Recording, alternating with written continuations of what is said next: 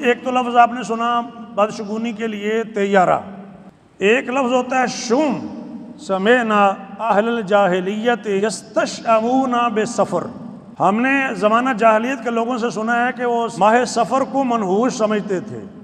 اور آپ سمجھتے ہیں یہ مسلمانوں کے اندر بھی چیز موجود ہے۔ اگر آپ کو بالکل یقین نہیں آتا تو شادی حال والوں سے پوچھ لیں کہ ان کی بکنگ کس کس مہینے میں کم ہوتی ہے، تو آپ کو سمجھ آ جائے گی مسلمان ہی ہیں سارے۔ تو وہ سمجھتے ہیں کہ سفر کے مہینے میں شادی کریں گے تو نحوست ہوگی، بدشگونی لیتے ہیں یا کوئی اور مسئلہ ہو جائے گا، جبکہ نبی علیہ السلام نے فرمایا لا سفرا، سفر کا مہینہ منحوس نہیں ہے، یہ سارے وقت ہیں اللہ نے پیدا کیے، جو چیزیں منحوس ہیں یا جن وجہ سے نحوست ہو سکتی ہے، جن کی وجہ سے اس طرف دھیان نہیں کرتے۔ شوم کا لفظ جو ہے صحیح مسلم میں بھی ہے، ان کان الشؤم فی شیء ففی الفرس والمسکن والمرأۃ، نبی علیہ السلام فرماتے ہیں اگر کسی چیز میں نحوست ہوتی تو گھوڑے میں یعنی سواری میں ہوتی، گھر میں ہوتی، اور عورت یعنی بیوی میں ہوتی۔ سواری، گھر اور بیوی، اس میں نحوست ہوتی ہے کہ نہیں؟ مجھے نہیں اندازہ کہ آپ اس حدیث سے کیا سمجھیں، ترجمہ میں نے آپ کو سنا دی ہے۔ اگر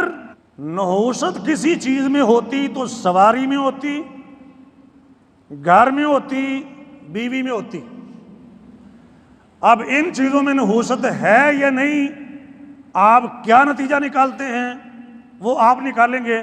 لیکن میں جو نتیجہ نکال رہا ہوں وہ یہ ہے کہ ان چیزوں میں نحوست نہیں ہوتی، چونکہ فرمایا نا کہ اگر ہوتی تو ان میں ہوتی، تو اس کا مطلب ہے نہیں ہے۔ ایک مثال دیتا ہوں، 18 نبیوں کے نام لے کر اللہ نے فرمایا کہ اگر یہ شرک کرتے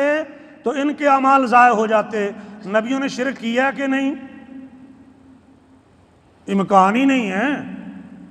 نبی سے شرک کا تصور ہی نہیں ہے کہ نبی شرک کرے گا، لیکن کہا کہ اگر کرتے، تو اگر تو سمجھانے کے لیے نا، تو یہ بتایا یہ جا رہا کہ اگر ہوتی تو ان چیزوں میں ہوتی، جب ان میں نہیں ہے تو کسی اور میں کہاں ہوگی؟ تو نبی علیہ السلام یہ فرما رہے ہیں کہ اگر نحوست ہوتی تو ان میں ہوتی، جب ان میں نہیں ہے تو کسی اور چیز میں ایگزسٹ ہی نہیں کرتی۔